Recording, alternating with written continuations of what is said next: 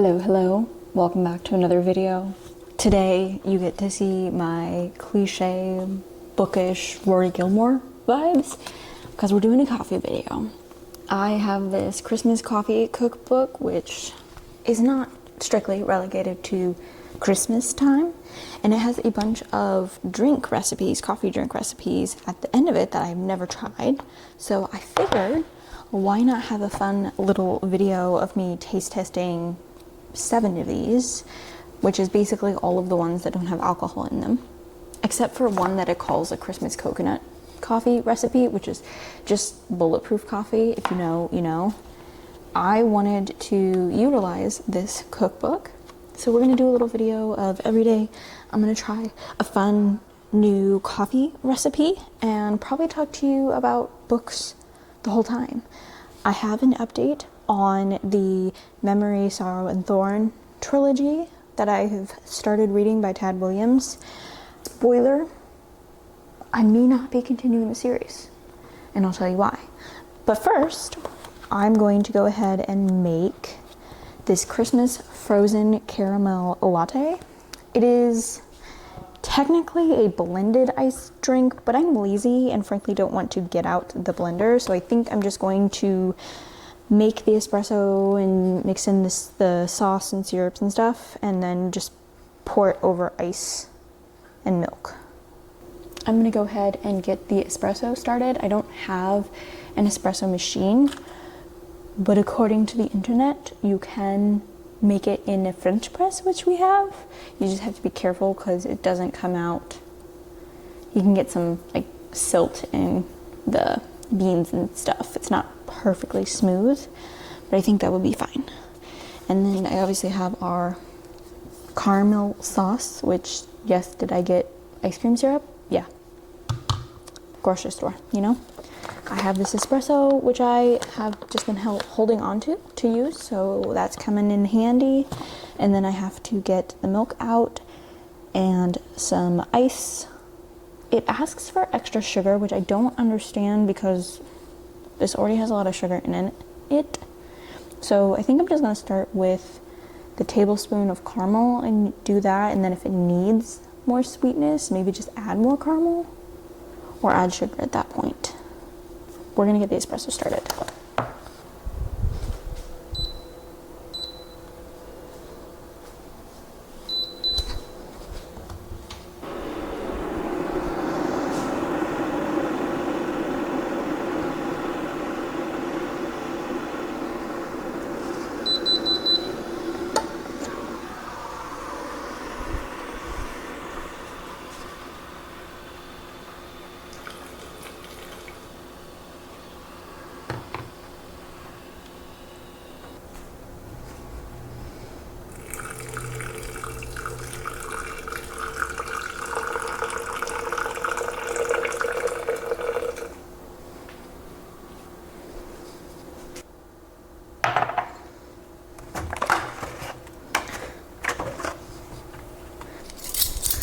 Tablespoon of caramel.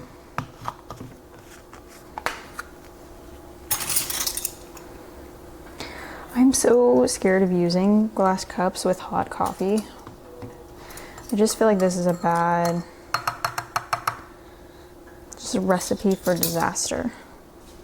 We have our espresso going. It smells really good.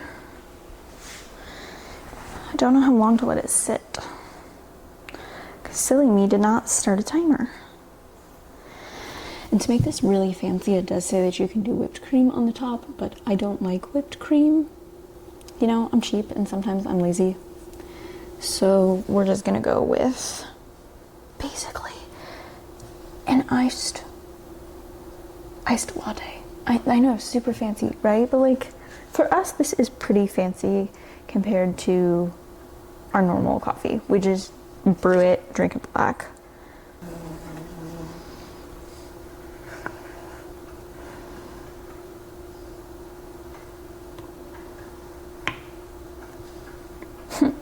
Well, there's no pushing the beans down because it's at the end of it.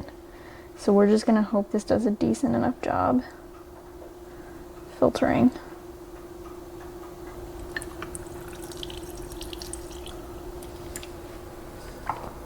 think I made this too weak.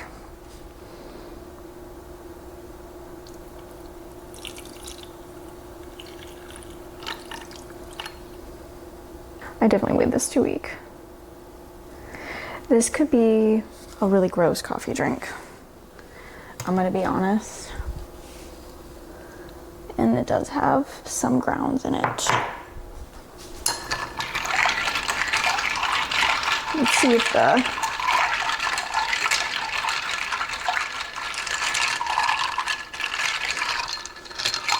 I mean, it smells good.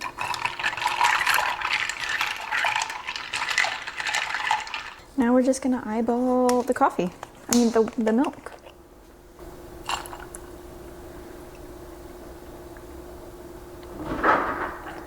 Okay. Go with that. Oh, it's so milky. It's gonna be like milk coffee. This is sad. I'm actually just like disappointed now.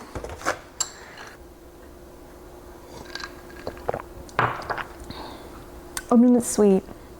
It's vaguely coffee, but it's mostly like caramely milk. But you know what? We'll call this a win. So there you go. There's my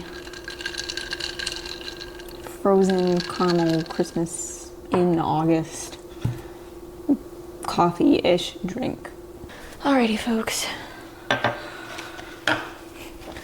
So today's recipe is going to be this Mocha Christmas coffee recipe, which I had my partner look at it because I took a look at the ingredients and my thought was this is just coffee with hot cocoa, which don't get me wrong, that's a great combination.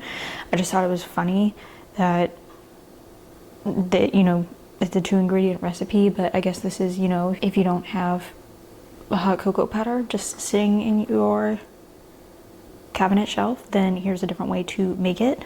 I think I'm going to try making myself this exact recipe first. I'm a little concerned that the cocoa powder won't dissolve in, so I'm going to try it with mine. If it doesn't work, I'll just use the hot cocoa mix that I have in our cabinet.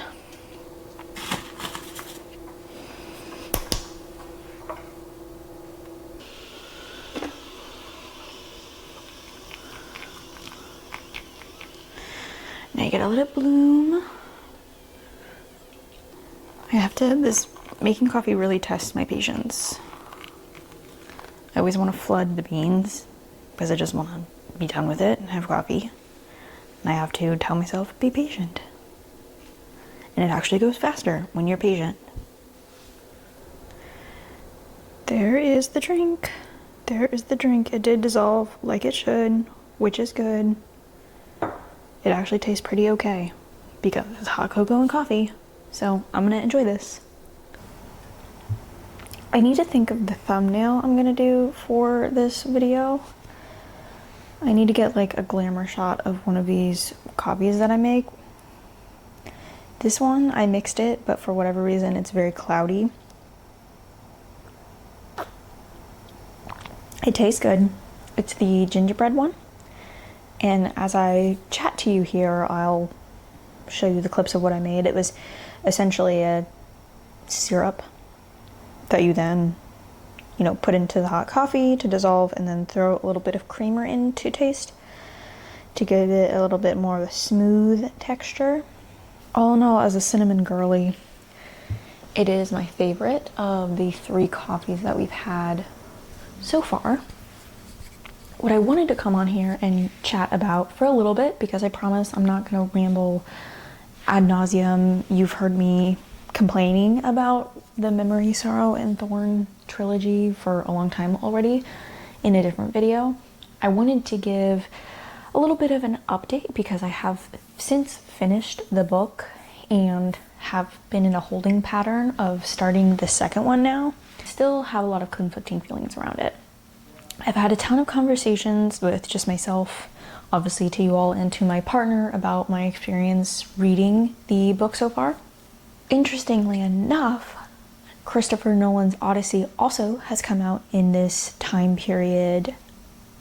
As I've been seeing the critique around that movie, specifically a few YouTubers that I follow, one of which comes from a filmmaking writing background, one of which comes from an English and like a literary analysis background. She's an editor in her day job. So it's been neat to have perspectives that align on so many topics, but also have very diverging pathways around the movie and around what it means to be an adaptation and what constitutes a good adaptation, and is good even something that we can measure objectively across, you know, the board in any respect. At the end of one of the videos, she starts talking about the hero's journey, which, if you don't know what the hero's journey is, I learned it in school. I don't know how familiar anyone else would be with it from school and from literature classes. It is this concept developed by a man. It was developed, you know, earlier, but it was kind of solidified by this man named Christopher Vogler. And he wrote this whole book walking through the hero's journey and the 12 steps of the hero's journey, which kind of boil down to these tropes, or I don't know if the word trope is correct, but they boil down into the arc of these classic storylines that you find across myths and fairy tales and literature of, you know, all of human history. When she raised that topic in the context of the Odyssey, in the context of adaptations, particularly of an epic story, it resonated with me with some of my feelings around Tad Williams and how I kept describing it as a Tolkien adaptation. I know it's not a true adaptation. It is meant to be Tad Williams' own original work in the genre of fantasy, high fantasy.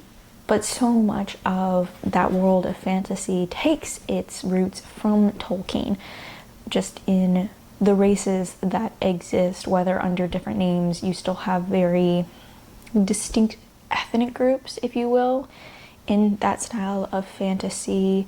Like I discussed about, the setting is very similar, of this sort of medieval-esque, Middle Ages, Europe, very Western influenced, and some of the social norms. I think my critique fits of, you can call it an adaptation, you can call it an original work. Regardless, it adheres very strongly to the hero's journey that we find in fantasy works that were inspired by Tolkien. Which is not to say it is bad. It is simply to say that it sacrificed some other things by, in my opinion, trying to hold too close to outdated norms of the hero's journey and outdated norms of telling a coming-of-age story in this cloak of fantasy. It's male-centric for the first part. It is extremely patriarchal in a lot of its world building. It is very narrow-minded in the people that you are allowed to care for, and the people who you are not allowed to look at as people, right? The clear dichotomy between good and bad, the oversimplification of a lot of themes, because there is a very neat black and white box that everything fits into. The more I thought back to my experience reading The Dragonbone Chair, I kept coming back to, I just wanted something different. It wasn't that it was bad, it was just that I felt like I had read that book before. Despite not having read that book before, I felt like every plot point was expected, every character was expected, the dynamics between every character, it was just like, it was predictable in a way that detracted from my enjoyment of the book and from my ability to get engrossed in the story and really throw myself into this world and the journey that we're going on. I think the story is fascinating. I love some of the concepts that he's working with, and the lore around these 3 different magical swords. I want to find out what purpose each of them serve, who can use them, what does it mean to be able to use them. This sword, Sorrow, that they find, or Thorn, I guess, is actually the one that they find at the end of the first book, and Simon ends up being able to wield it because there's this idea of the sword being this sentient being almost, and it can choose its bearer and it can choose what it wants to do. So it's fascinating stuff. At the same time, it's not new to fantasy. Again, going back to Tolkien with the concept of all of these rings, these magical rings. Well, we just replace those with swords and we decrease the number, right? It's not different in a groundbreaking way, I think. And I think that's what frustrates me, and why I brought up the conversations around the Odyssey and adaptation, because I was hearing opinions on both sides of the aisle of who was Odysseus's character supposed to be, and when they stripped certain things from the story in the movie, did that change the meaning of the story overall?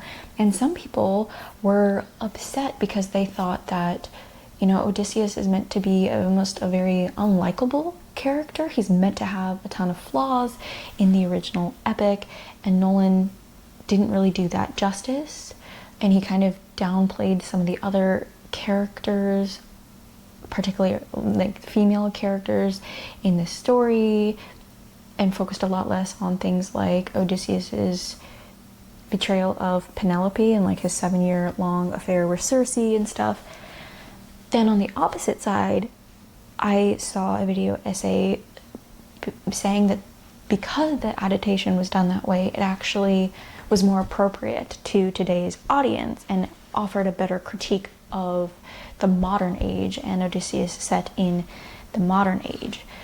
And she talked about that, you know, like what Odysseus went through with Circe specifically, and some of his other things. She's like, actually that would be considered SA.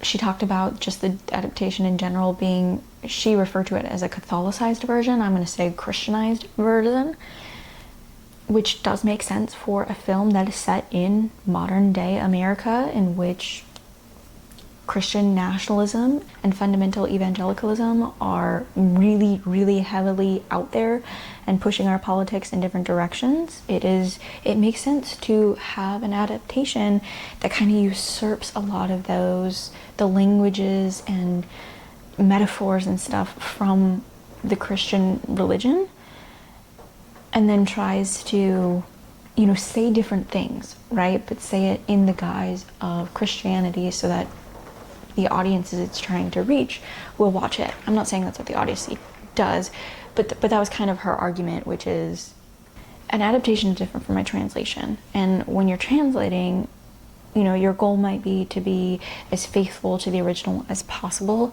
and an adaptation can take more liberty in translating something to the day and age in which the adaptation is being made. So long story short, that's where I sit right now with Memory, Sorrow, and Thorn. I think it's done a poor job at adapting what we think of as fantasy to the modern age. And I say all of this knowing that these books were also probably published at least 20 years ago, and so times were different back then. As a reader, though, I just don't know if I want to spend my time reading what feels like an extremely outdated fantasy trilogy, despite the fact that I love some of the characters and I love some of the concepts and plot lines that are going on.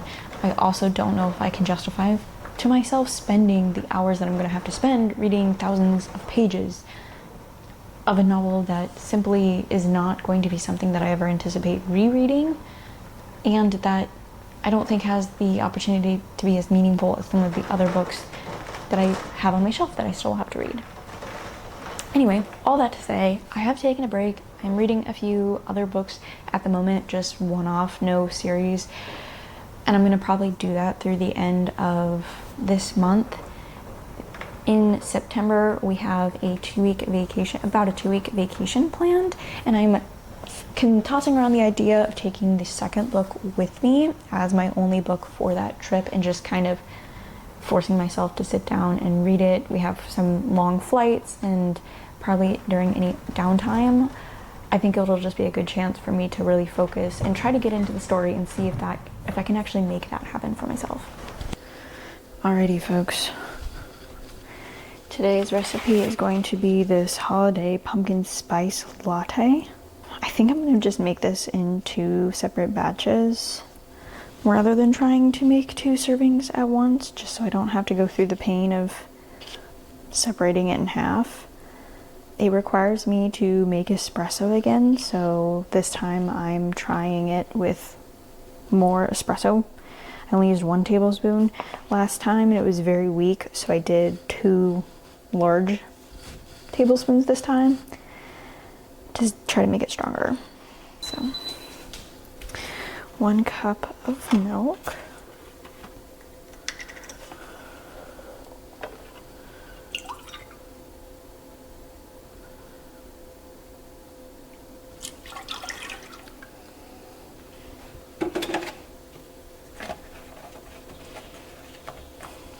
I want a dash of vanilla,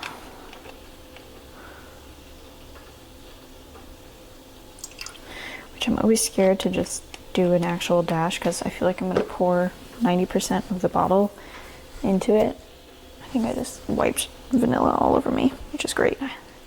What's the point of an apron if you just wipe it all over your face? 2 tablespoons of pumpkin. This was fresh pumpkin puree that we've had in our freezer for a rather long time. Okay, I'm gonna turn this on to medium-high heat. Do a little bit of cinnamon, because it's only a 1/4 teaspoon. Do a little bit of nutmeg. And then sugar. I feel like maybe I'm gonna do caramel in mine for the sugar because I feel like that is gonna taste really good. Sugar. Okay.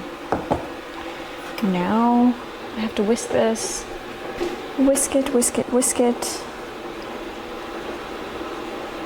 Over medium heat until hot and frothy, making sure it does not boil.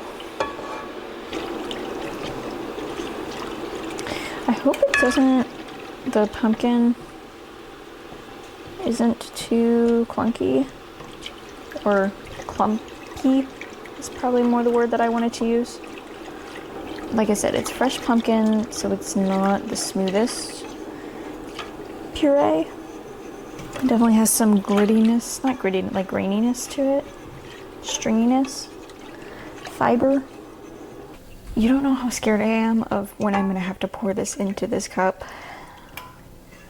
I feel like my luck is going to be to spill it everywhere, so I might get out of funnel. Whisking until hot and frothy. Okay, so it should get frothy. I don't know what that means.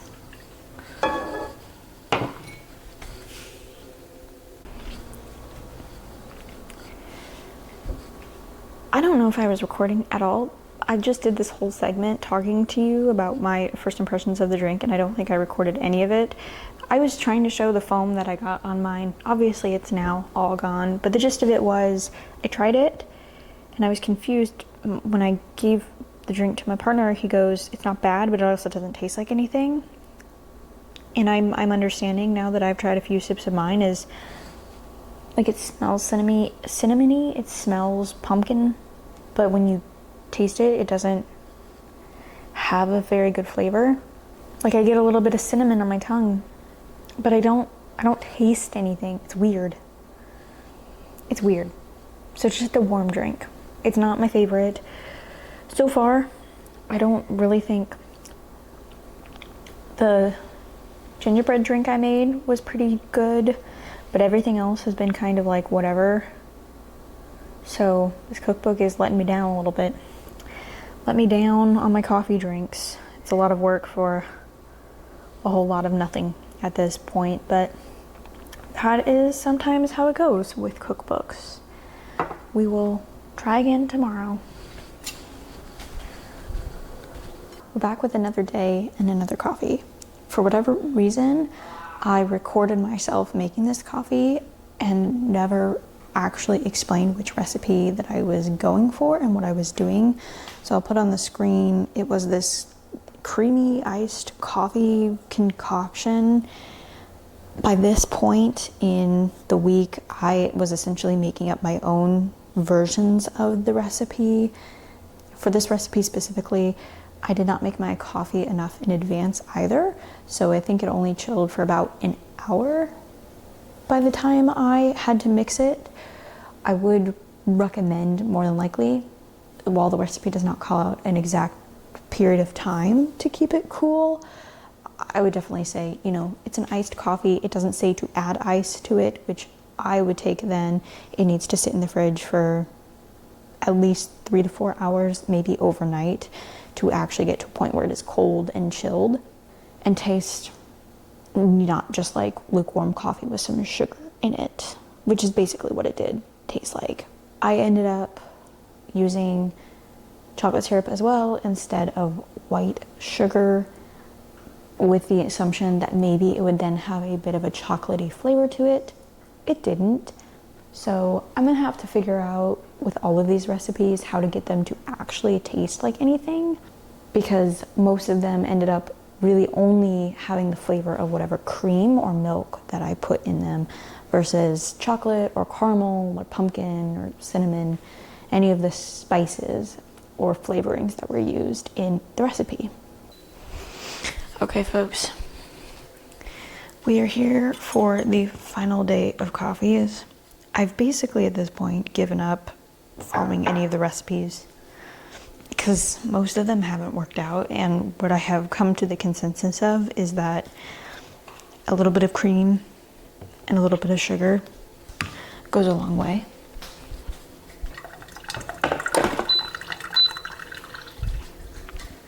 So I'm just making coffee like I normally do, and then I'm going to put a tablespoon of the caramel syrup, a couple tablespoons of the half and half into the coffee just to make it fun. I may need to get larger mugs though, because I have a tendency to basically make enough coffee that it fills these all the way, and then when you try to add more, it gets a little dicey, but we'll see. Anyway, how are you all doing? Hopefully this week has been fun for you. I have been recently listening to audiobooks. I was doing a lot of YouTube when I worked, and some music, but mostly YouTube videos while I worked. And recently I decided that I wanted to switch to trying out audiobooks again on Hoopla. So I just went to whatever it recommended to me, started with, apparently one of the collections is like Romance or Love on the High Seas or something, and so it's a bunch of, to me they looked like darker romances between some variation of like a mer people and humans. I picked out one at random, ended up being whatever. It wasn't a fascinating story, but there was a side character, a little robot named Bite, which was adorable. Bite did not get enough screen time, page time in the story, which was sad. The spice was just like whatever. It was a bit of a Stockholm Syndrome story too, which was not necessarily what I go for in a romance. But yeah, Bite was fun. That was called Whispers of the Deep or something. It's like part 1 of a trilogy. I didn't honestly think much of it. The second one that I listened to was At the Ocean's Edge. It's a little summer romance. And what annoyed me most about it is that the characters are supposed to be in their 30s, but read like they were in, I don't know, their 20s. Nobody could make a decision or communicate very well at all, and there was just so much relationship drama that, and unresolved feelings across the board from everybody. I just couldn't. I couldn't. And the writing itself was also super repetitive and long-winded. It felt like the author was talking down to me half the time, and I did not appreciate that. And then the audiobook that I just started today is called Seems Like Murder. It seems because she's a dress designer. Yeah, Seems Like Murder by Tilly Wallace. I'm only about an hour into it. One of my light bulbs just went out. Ignore that. I'm only about an hour into it, but it is fun so far. It is a New Zealand detective noir feeling. It's set after 1920, so it's set right after the First World War. This family has moved from England to New Zealand for this fresh start at life after just the devastation of World War One. This girl, our main character, Grace, is a dress designer. She's trying to grow her business and make a name for herself. And she designs a dress for a showgirl who is murdered. And I think this detective exploring the showgirl's murder is going to be Grace's love interest. So I get this feeling with a lot of audiobooks that I listen to is the writing style is very simple. A lot of them fall into what I think the trap of modern authors struggle with is just dumbing down their language for broader audiences. That's a whole side conversation that I know a lot of people are having on Book Talk right now. I'm going to leave it to the side for a minute and just make the observation that this book seems so far to also fall into that camp of over-explaining itself a little and being over-expository a lot of times, but I like the flair. I think this should be fun. I've never read like a New Zealand take, an Australian take on film noir, detective, kind of like Sherlock Holmes vibes, so it should be cool. That light just keeps flickering. Okay, we are going to do the caramel first so that it dissolves in the coffee. I'm gonna get a spoon too so I can mix this. Coffee. I'm gonna try to not fill these up all the way so I have room for cream.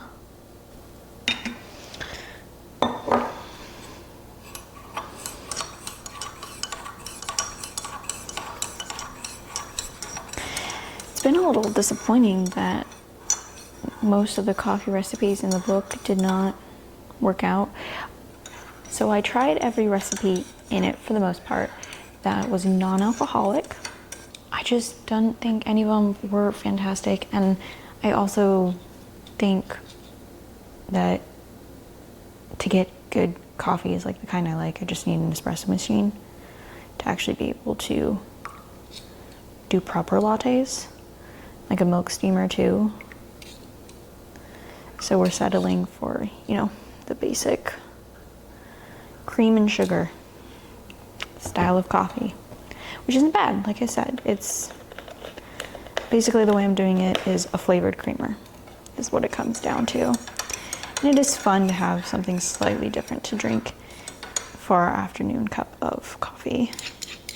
So there you go. There is my cream with caramel.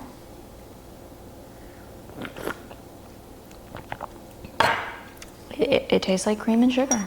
So it's coffee. I can't complain. I know this video was a little bit of a letdown probably. At least it was for me, just in terms of not finding a ton of great, enjoyable drinks.